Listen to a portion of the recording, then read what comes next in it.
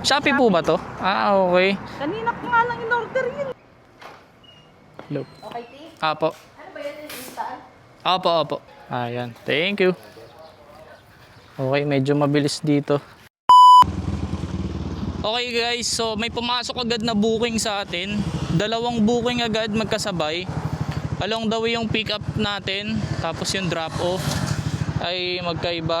So biyahe tayo ngayon ng SFD Delivery Express. Ayan, dito na tayo sa may pick up location. Saan kaya dito? So kailangan nating tawagan. Dito na yata. Okay, Timol? Opo, pick up po. SFD. Wala pong nakalagay na pangalan. Ano naman yung guardia dun? Wala pong gwardiya eh. Meron yan. Baka nakabukas ba yung gate? Opo, nakabukas. Opo. OKT lang nakalagay eh. Kasi Opo. yun yung bago eh. Diba may nakita ka? Ay, ito pula. Yan. Yung pula, ito po. Okay. Chinese yun. Sige po. Salamat po. Okay, so yung mga ganitong pagkakataon, hindi maiiwasan to. Lalo na kapag delivery, talagang kailangan mayroon kang pantawag, mahaba pasensya mo. So to, tanong natin, itong pula daw. Pero wala naman nakalagay. Tao po. Hindi matawagan. Tanong tayo sa guard, hindi matawagan eh. So ito nga, yung may mga kahoy. Sa lilim tayo para ano, nagrabe pa awis ng likod ko. Init. Okay, Timol po. Okay, Timol, dito. Okay, Timol daw. Hello. Okay, T? Apo. Ano ba yun yung instant? Apo, apo. Ayan. Okay na po ito. Thank you. Okay na. Thank you po.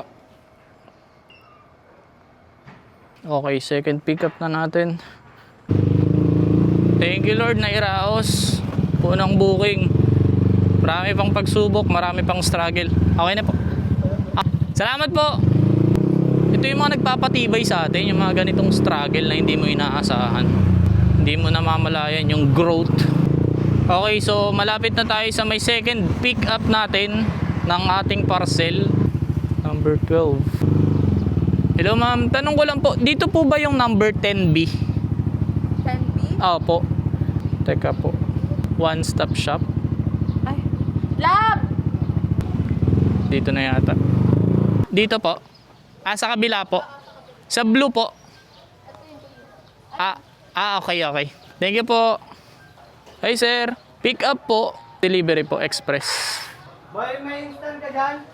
GQ. Isa lang? Opo. Ano ko? Ayan. Thank you. Okay, medyo mabilis dito. Yun ang maganda. Kapag sa bahay mo lang pinick up. Pero kapag sa warehouse, parang ang tagal. So yun, kailangan pipicturean mo ng 2 beses. I-scan mo yung code. And then after nun, pipicturean mo siya kasama yung address kung saan mo pinick up. And then, submit. Ayan, confirm pick up na. So ihahatid na natin siya sa may Ugong, Valenzuela. Tapos yung second drop off sa may Mapulang Lupa. Valenzuela lang din. Punahan na natin si Idol. Back. Okay. Okay na yan. U-turn na tayo dito. Naka-pipe tayo. Dito tayo sa Valenzuela. Huwag tayo matsambahan sana. Okay, ito na naman ang struggle natin. Dito tayo nag-drop off. Medyo mahirap ang drop open dito eh. Pero testing natin, di ba? Looban yung mga ano dito eh.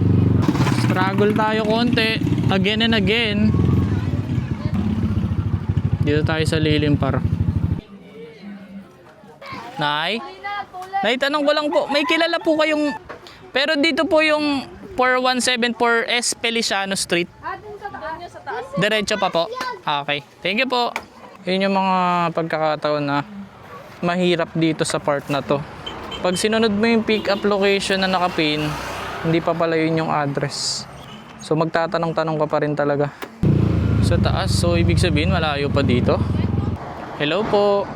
Hello, ma'am. Magandang tanghali po. Ako po yung sa may express delivery po. Saan po kayo banda dito, ma'am? Nandito po ako sa may Lloyda store. Hindi ko po nakita.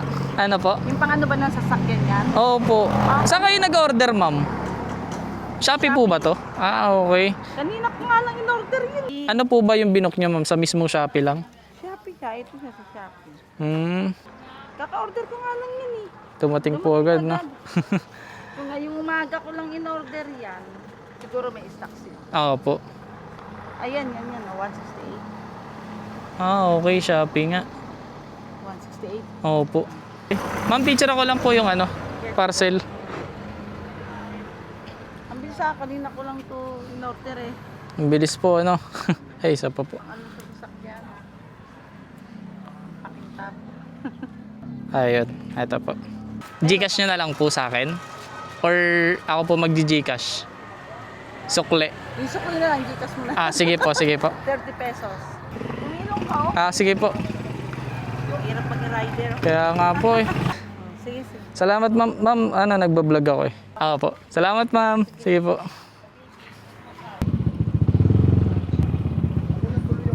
Paps?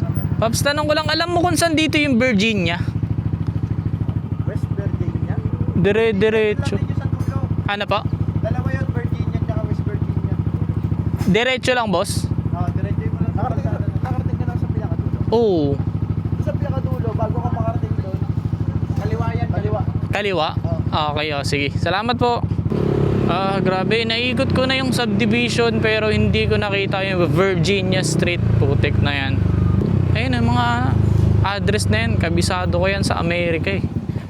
Kapag may mga customer ako sa trabaho, Alaska, Virginia, Connecticut, Minnesota, Texas, Florida, yung mga city na yan kabisado ko, pero yung Virginia, putik, hindi ko makita. Ano ba yan?